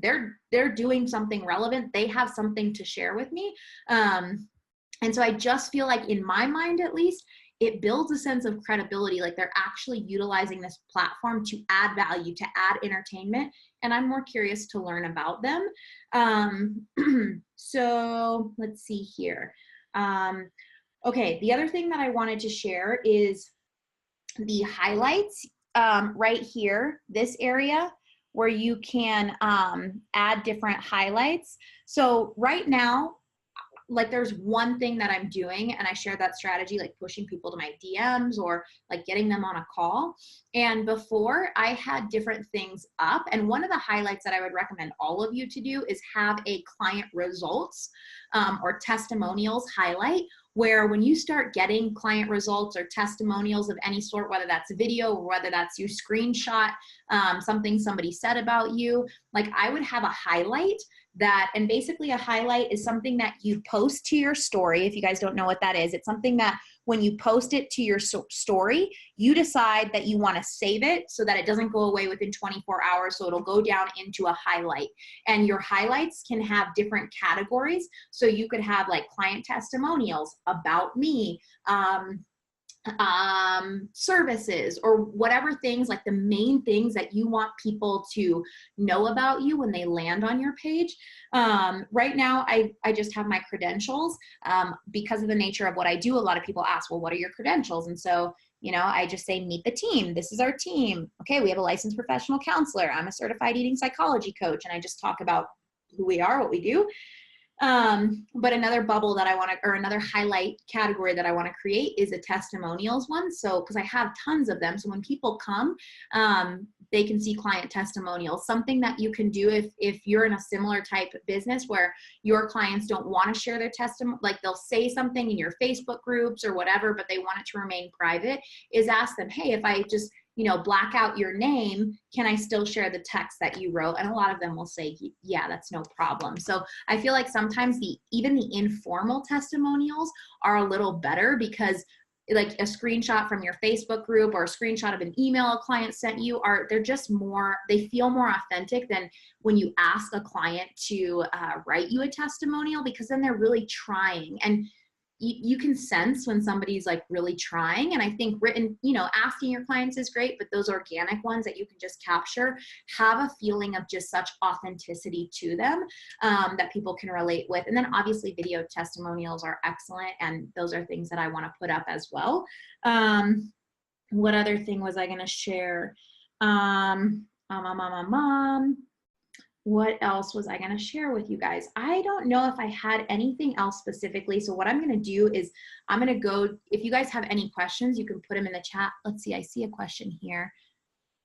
Oh, Dee Dee, oh, thanks, Dee Dee. Dee Dee said in the Q&A box here that the cool text font page where you can like have italicized font on your, like in your post, or bolded font in your Instagram caption is HTTPS, let's see, I'll copy it. It's lingojam.com, fancy text, /fancy text generator. I'll put that in the chat for you guys to see. And thank you, Dee Dee. I'm also gonna copy that. So what other questions do you guys have? I know obviously what I shared comes from the perspective of me having a high ticket product and me being in the coaching industry. And obviously there's different ways to utilize Instagram based on what you're doing. But I feel like the majority of what I shared is pretty universal. You might just tweak how you do different things or where you direct people or kind of the purpose of your page. But even if you are like a product, like if you sell kind of like a physical product or whatever it is, like the pictures need to be crisp. Like that is so important. And I know that, you know, most of us aren't photographers, so capturing that can be challenging, but it really is important for credibility. Like the first place my generation and the generation below me and probably the generation right above me, the first place they're going to look a lot of times to decide whether or not you are credible is not going to be your website. It's likely, in my opinion, this is just my opinion and what I do and what most people that I know do, the first place they're going to look to just see if you're credible is your social media. So if you plan to not even use Instagram as a driver of something, that's okay. Like if you're like, I don't have the time to do all of these things, like this isn't the strategy that I want to use, that's okay. What I would recommend for you is that you just go through and you polish your page so that if somebody does go to your page to look, it feels like there's a sense of credibility, even if it's not like something that you use to drive leads or to drive really any business. It's just there as like, almost like your business card, right? It's like, it's polished, it's clean, it shows what you do. It shows that at least your last post wasn't a year ago, you're kind of active. It just looks polished, like, hey, this is a legitimate business or a legitimate person. I can trust them. So branding is important in that sense that it gives a feeling of trust. And so, okay, I'm going to go into the Facebook. I know some of you asked questions on the Facebook post that I posted. I want to make sure I get to those questions. Okay, let's see if some of you asked questions. I'm looking through. Oh, just a lot of people saying awesome. Thank you. Thank you. Oh, okay, Ingrid. Oh, the hashtags. I didn't share about the hashtags. So hashtagging, okay, when it comes to hashtags, what a hashtag is if you don't know, it's literally, the pound symbol followed by a word. And what a hashtag does is it groups your post into a group of other posts that people use, that same hashtag. So it's a way to find other accounts of similar things. So for example, since I'm in the eating psychology niche and I work with those who struggle with binge eating, emotional eating, compulsive overeating, things like that, I will use those words as my hashtags, because if somebody is searching that, I want them to find me because I know that they're interested. And so when you go into Instagram and you go into your search bar up here, so say I'm looking for binge eating. Okay, here's what happens. If I type in binge eating, it shows top accounts. So here is a sweet girl, one of my competitors, love her to death. She popped up because her name, her Instagram handle has binge eating in it. So that's what I was talking about, making your name something that if people are searching it, they're going to find you. I want to have a name because I want people to invest also in me, if that makes sense. But you'll see that like she comes up, and people with like this girl at the top, she says Natalie Shea Therapy. Her sub name has binge and emotional eating expert in it. And so that's what I was talking about. Like, see her name field right there where mine says Jessie /food freedom coach. Hers she used her whole name field to say binge and emotional eating expert. So if somebody was searching binge eating, she would literally pop up first. And so that's something to consider about the name field in your, not your Instagram handle, but your actual bio. So if somebody's searching binge eating, they'll see the top things come up, the top hashtags, the top people. They can search and click accounts, or they can click, like it'll show the top accounts with binge eating, which I might actually change that in my bio now, since I'm not showing up there. So they'll show those accounts, but then also the tags, the hashtags. So there's all different types of hashtags about binge eating. So it says binge eating disorder recovery, binge eating, and it shows below the hashtags how many posts are in that hashtag. So it looks like binge eating has 376,000 posts, and then like binge eating support only has 1,500. When you are hashtagging, you like if you're in business coaching, you don't want to hashtag business coaching. Like, you don't want to be so vague where there's going to be like millions of people also hashtagging that same thing, because what's going to happen is, for example, when you go to, when I go to the hashtag binge eating, it shows the top post and then it shows the recent post. So the top posts are going to be, oh, hey, there I am right there. It's going to be posts that have the most likes, the most engagement. And then what happens is there's also that recent tab. So you can go to top posts and then you can go to recent. So this was the most recent post on Instagram that used the hashtag binge eating. If you are hashtagging something that has millions of hashtags, that top spot of most recent is it's literally going to be going like this. Like, nobody's going to see you. And so you want to use hashtags that aren't so underused that nobody's searching them, because then what's the point? You want to use hashtags that have like moderate use. So, or you want to use hashtags that have, moderate use. Sometimes I'll use hashtags that have like a lot more posts in them, but I'll also, in the set of hashtags that I use, I'll also use ones that have less people posting in them, because I don't need, I would love thousands of people in my high ticket program, but I want people to, I want to be found. I don't want to be lost in the sea of millions of other posts. So creating your own hashtags, there's really no purpose in doing that, because the purpose of a hashtag is to help you get found by people who are interested in what it is you're offering. And so the way to think of what hashtags to use is to think, what would somebody search if they're looking for my service? What would somebody type in to try and search if they're looking for something that I'm going to offer?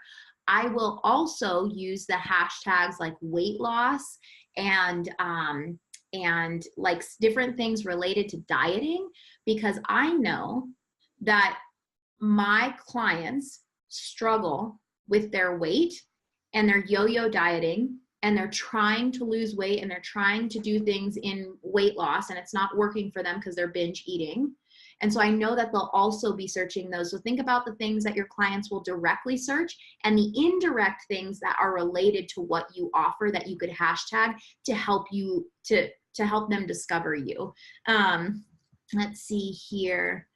Okay, Emily in the comment says, for initially growing your audience, do you recommend spending time liking, commenting on people's posts via similar hashtags, other people's accounts, etc., or is there a better way to grow and gain exposure, like just using hashtags? So I want to be, I don't know, like I'm not an expert in Instagram, but from everything that I have, I've heard recently from some of my friends who are Instagram experts, like the Rachel Bell girl I shared earlier, is hashtags are kind of, it's not like, it's not the best. It's like, it was a lot more effective when it first came out.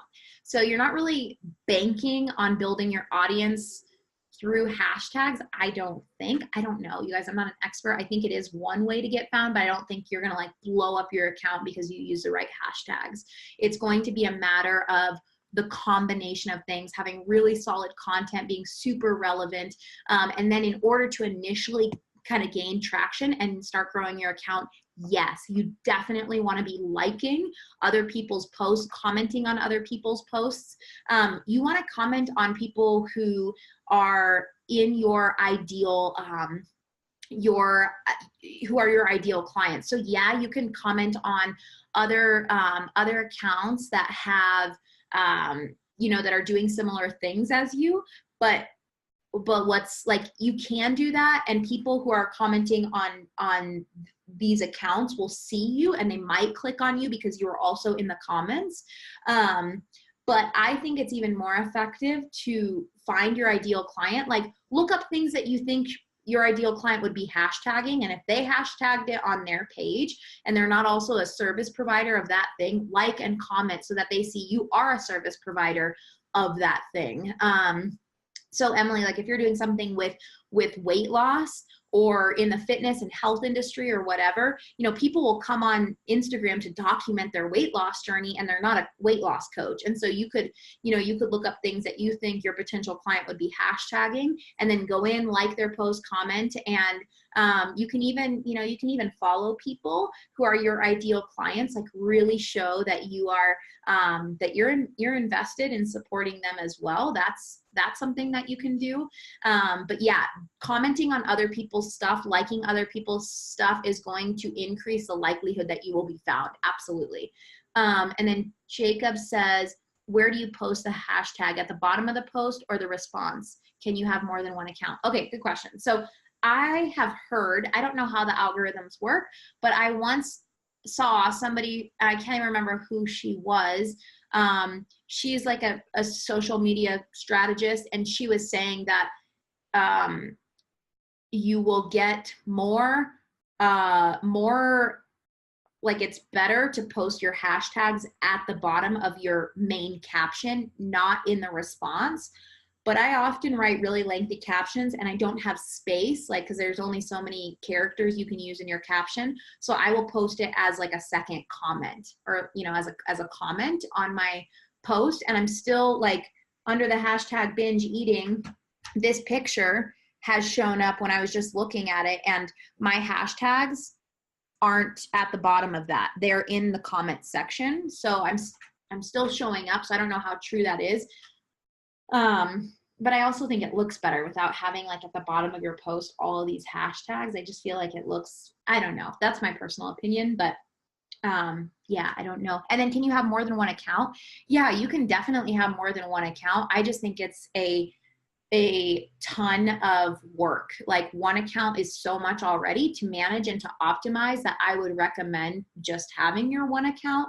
I mean, if you want to have a personal one for just things that you do personally, but I would recommend honestly just focusing on one and trying to grow it and optimize it. And there's also other ways that you can grow. And so one of those ways is connecting with other people who are in your similar market with similar size following, or maybe slightly larger, and then maybe some that have slightly less of a following than you do, and getting into what is known as engagement groups. So this is where you get into like an Instagram DM group, like where there's a group of you in the DMs, like you can see my Colorado Sisters group. There's like a number of us that are in that group chat. Well, you can develop engagement groups where essentially anytime you post, you go into the engagement group, and it's a group of people who are all willing to do this and willing to, like help each other out so that you guys can grow and like cross-pollinate your audiences.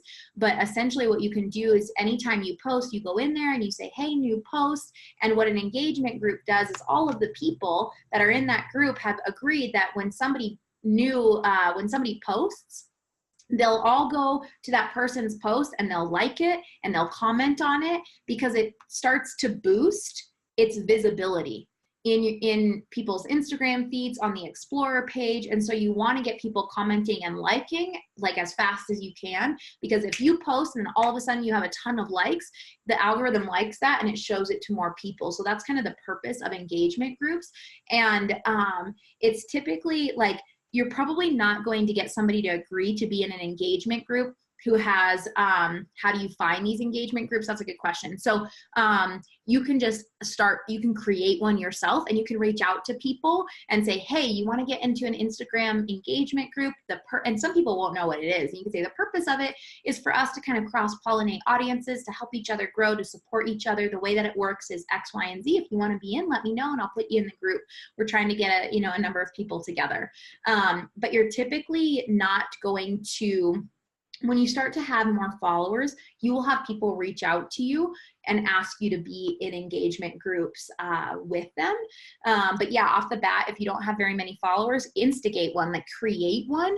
But it's definitely like, it's better if it's people who are in kind of your same, your same market, because wait, why is that better? Let me make sure I'm telling you the correct information. Well, I guess you could do it really with anybody, but well, the reason is if in your engagement groups you want to share, like you want to share a post, for example, like let's see, Emily, if I was in an engagement group with Emily, what's your Instagram account? Emily Long? Emily, myfitlife.emily. Okay. So if I was in an engagement group with Emily and I was like, hey, like, I love the caption here. I know my clients are going to resonate with it. And hey, Emily, do you want to share something on your story about me in a couple days? I'll share something about you today. Like, followers are smart. So if you post something, like if I were to share Emily's picture or share her post in my story, and then my followers went to her page and they saw that she shared me in her story, they're going to be like, oh, they're just trying to help each other grow. Like, your followers are smart. And so it could be something where you're in an engagement group and you say, hey, Emily, on Monday, I'm going to share your post in my Instagram story and tell people to go check you out. Will you do that for me, next Monday or whatever? And so what you can do is when you're in these engagement groups, you obviously want to share content that's relevant to your audience, because if I'm like in an engagement group with a business coach and I shared something on my page, like my audience may or may not resonate, and it's just annoying for them. They're like, why is she even sharing this? It doesn't resonate. But if Emily's content resonates with my audience, I'm more likely to be like, yeah, I'll share that. And so what you do is I would go to Emily's page, and that little like paper airplane or whatever that thing is, you just click on that and this pops up and it says add to story. And then what I can do is I can add it to my, I'm trying to show you, add it to my, my story. And then I can put text like, hey, go check out, I can type in there just whatever. I can put emojis, whatever. You can go, hey, go check out Emily, love the caption, love who she is, whatever. And then this, when I post this on my page, it's clickable. So people will click on that and it'll take my followers directly to Emily's page with, the goal of obviously them following her. Something else that you can do, you guys, that's also pretty powerful is people that you want to get in engagement groups, like show your support first. Like show your support to them, like and comment on their stuff, and just be a giver. Like show up on social media and be a giver. Like show people love, support people, whatever. Like for example, there's one that I did.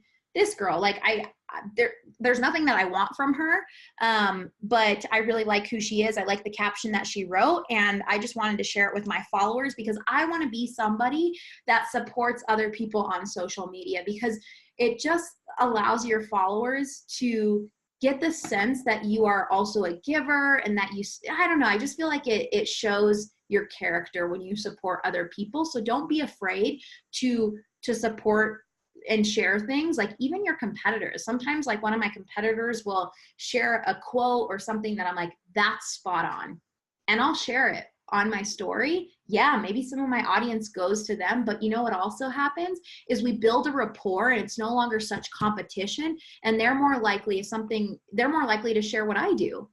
And so I know their audience is the similar audience. Or people, for example, like fitness accounts, I don't offer fitness services, but there are some things that fitness people share that I really like. And I'm like, hey, this was good. I'm going to share this on my page. And then maybe they'll share something about, you know, binge eating, emotional eating, whatever on their page, because I know people who are into fitness are one of my highest converting audiences, because they're people concerned with their weight. And when they're overly concerned with their weight, it spirals out of control, and, you know, their relationship with food suffers. And so I know that, like, you know, there might be accounts that have my ideal followers. And so I want to share them if I know it'll also resonate with my audience. So yeah, that's, and in engagement groups, obviously it's great to get people who have a lot more followers than you, and you can cross pollinate, but people who have a lot more followers are not going to see the benefit of being in an engagement group if you don't have a lot of followers. Like, they have to see the mutual benefit. So what I would do is I would start with asking people who have similar following, or maybe a little bit more, get people who maybe have a little bit less followers, people who are kind of around where you're at, and ask them to be in an engagement group with you. You can have, you know, you can get 20 people in an engagement group, and that will help your post and help you become more seen. And is there anything else that I can share with you guys? Oh, one thing that I was also going to share, when you're trying to connect with your ideal clients in Instagram DMs, don't be afraid to shoot them a voice note. There is that feature there's that feature in Instagram DMs. You see that little microphone feature? You just hold it down, talk to them. Like, they're going to feel like, wow. And it's a lot easier than typing too. Like, instead of being like, oh my God, I gotta type to so many people, literally just click on this. Hey, you know, hey, thanks so much for reaching out. Tell me a little bit about what's going on in, you know, what's your struggle or whatever. Like, doing that too. Obviously, if my assistant is helping me, she's not going to do that, because she's, you know, she's responding as me. And so, but when it's me, I'll go in there and I'll do that. Or sometimes I'll even, I'll open up the camera icon right there, that blue one, and I'll send them a little video. Hey, thanks so much for reaching out. And they're like, whoa, you know, like, it instantly like bridges that gap and makes that connection feel so real to them. And they'll probably not send a voice note or a video back because they don't feel as comfortable, but that's a great way to just, you know, like, bridge the gap of them feeling like you're not maybe a real person, or you're not relatable, like, instantly, and call them by name. That's really powerful too, you guys. And I'm sure you know that, but when people hear their name and they feel heard, or you point out something specific, or people are saying, hey, I need help, like, go to their page, like a couple of their posts, comment below, like, show them that you're invested in them. Like, that makes people feel like, wow, she really cares about me. So that's something else that I do. And one thing, this changed my entire business, you guys. One thing that I did last, when was it? It was probably 9-10 months ago, before we launched our course, was I asked people on my Instagram stories. There's that feature where you can, like, the question box feature. I don't know if you guys have seen that. For example, say, like, I was gonna say I did an Instagram story, or I just posted a picture or whatever, and then I wanted to ask my followers a question. There is, this question feature literally gave me so much insight into what my people needed. And so you just go into your Instagram stories and you click that that little smiley face thing right there. You click that and it pops up, oh geez, it pops up these different options. You guys have probably all seen that. And there is the questions option. And you can type in there, I don't know how to get this to not glare, but you can type in there, like, ask me, you know, whatever question you want. And what I did was I asked my followers, I said, hey, what's your biggest struggle in your health and wellness journey? And if you guys are in, you know, a different market, you can ask them, like, hey, what's your biggest struggle in real estate? What's your biggest struggle with, like, if you're selling skincare, with your skin? What causes you the most frustration? Like, you want to know what their pain points are and the language they use to describe their pain, because then you want to speak in your captions and in your stories exactly to, like, you want to speak their language right back to them, because they're going to be like, oh my gosh, she knows me so well. So I'm not going to say, oh, do you have eating psychology issues? Because that's not what they're going to tell me they have. They're going to say, I cannot stick to my diet. I feel like a failure. I end up spiraling out of control on the weekends. They'll say these kinds of things. And then I know, oh, that's a topic for a next post, or that's going to be my hook for my next post, or, okay, this is what I need to, this is the main pain point. This is what I need to address. Or 75% of my audience, when I ask that question, what's your biggest challenge in your health and wellness journey? And 75% of my audience said they struggled with binge and overeating. That's when I decided I was going to cut off all of the health and fitness coaching that I did. And I was going to focus solely on helping women solve this struggle with binge and emotional eating. That was going to be the thing I niched down into. And I literally just asked them for that feedback. If you don't have a lot of followers, obviously that's, it's harder to get feedback and knowing, but it could also be something where in your engagement groups, you can ask somebody who maybe has a little bit more followers if they will ask their audience this question and share the results with, share, screenshots of what people said. And that's, first you want to give a lot to somebody else before you ask them to do things, because the way that it works with getting influencers to help you in what you're doing, I promise this is the way that it works, is you want to give to an influencer, show your support, make it feel like, man, if they, for me, when I see somebody constantly commenting on my stuff or, cheering me on, celebrating me, sharing my posts, and then later on they ask me something like, hey, would you be on my podcast? Or, hey, I'm doing this thing, would you be an affiliate for it or whatever? I am way more likely to say yes if they have, because I feel the need to reciprocate all of the support that they have given me. And so if you want to utilize an influencer strategy, which is great because it's, man, when influencers talk about your thing, people listen. It's far more effective than an ad that just pops up because it feels more authentic. If you want to get to influencers, know that nobody's out of reach. It doesn't matter how many thousands and thousands or hundreds of thousands or millions of people they have. If you keep showing up in their comments, in their DMs, responding to their stories, just showing them love and support and sharing their stuff, they're going to notice that. It doesn't matter how many people they have. If they never respond to you, I promise they will notice that.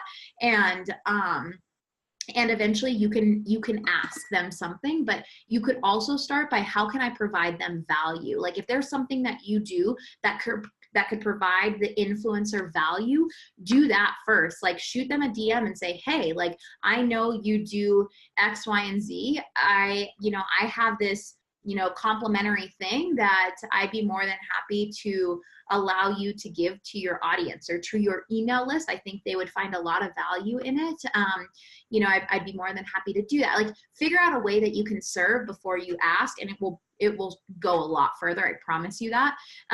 You can obviously ask influencers that you'd pay them to do a post or do stories for you, like an ad essentially.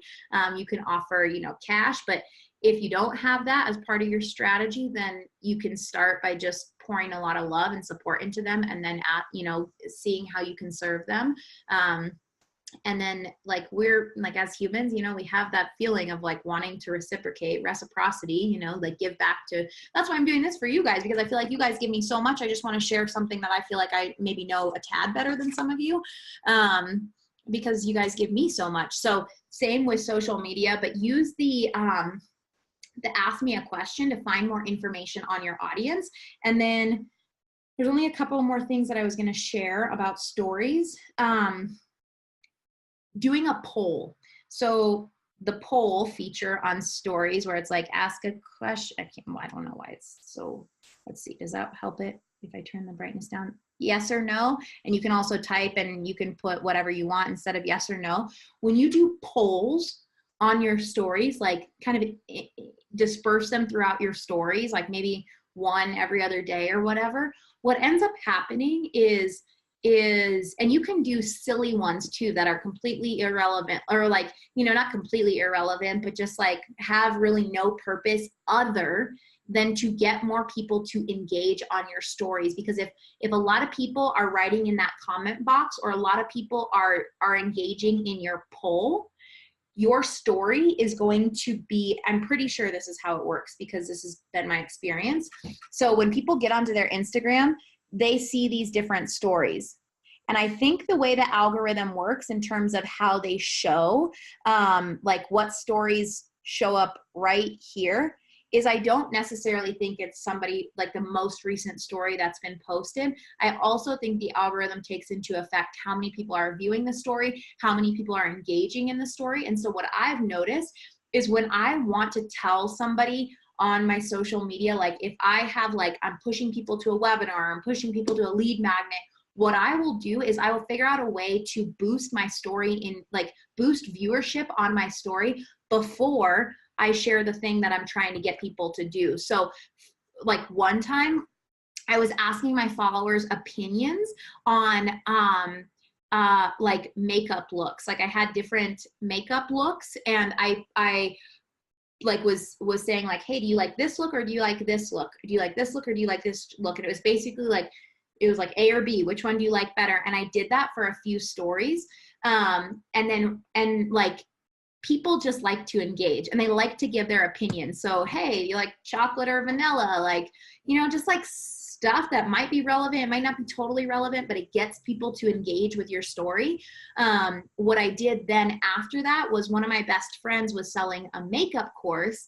And so I got a whole bunch of people to engage. And so I got more viewership than normal on my stories. And then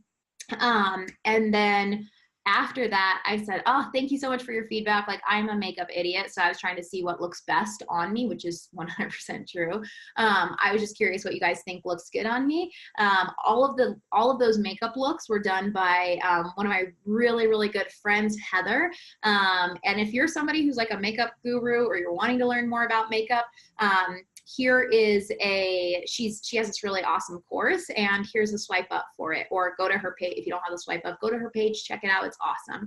But you could do that with your own things, you know, like get people to engage. And sometimes I'll do that. I'll say like, do you struggle with eating at night? Yes or no? And sometimes people just want to see what other people answered, so they'll click it. And so it boosts your engagement. And then after your engagement has been boosted, share the thing and more people are likely going to see it. So that was the other thing that I wanted to share. And then what else? Is there anything else? I don't think so, you guys. Let me make sure I answered all of the questions in the Facebook group. Let's see. Okay, let's see. I want to make sure I got everything. I think I got everybody's questions in the Facebook group. Do you guys have any other questions for me specifically? I'm happy to answer anything. I might not know the answer, but I'm happy to, if you have anything specific about your page. Jacob says, are you open to collaboration? Yeah, I'm always open to consider collaboration. It just has to make sense for my audience. So yeah, I'm always open to it. If it doesn't make sense for my audience, like if what somebody's asking me to collaborate on is just like, if I know my audience won't resonate with it, or it just doesn't make sense for what I'm doing, I won't do it.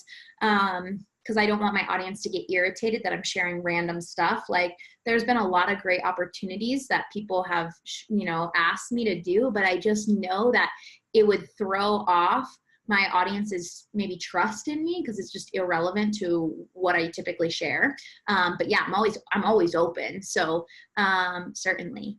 Yeah, and Ingrid says, where WI? What were you trying to say there, Ingrid? And Ingrid, did I answer your question? I know you asked about the hashtag. Ingrid, would you drop the recording?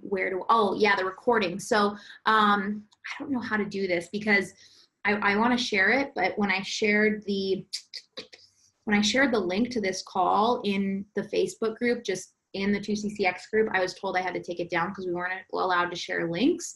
So maybe on the like Tuesday promo thread, you know how Sarah Morrison has been doing that Tuesday promo thread? Maybe that's where I can drop it. I'll ask her and see and let you guys know where you can find the recording. Yeah, I'll find out. I'll definitely get it to you one way or another. I just don't know how is allowed in the group.